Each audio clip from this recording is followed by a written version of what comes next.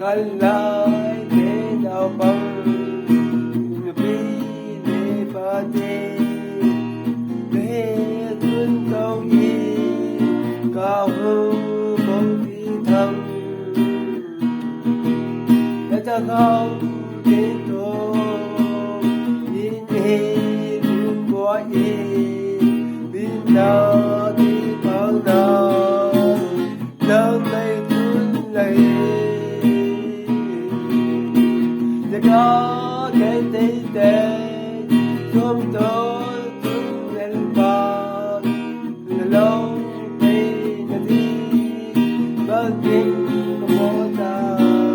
nhìn tên tuan lúc ấy đã ý từ ta kiến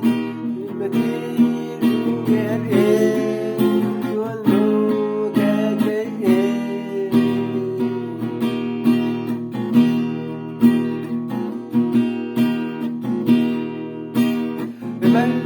xuống để thương cả thấy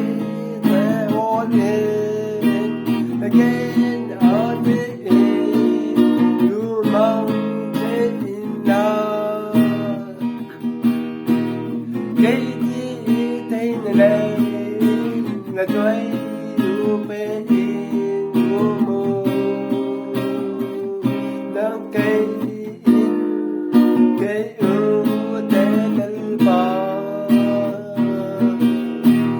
có cái tê tê xuống rồi xuống lên bao là lâu bên là đi bất kinh có bố ta chân luôn lúc ấy đã ý lấy ta kia đi mà đi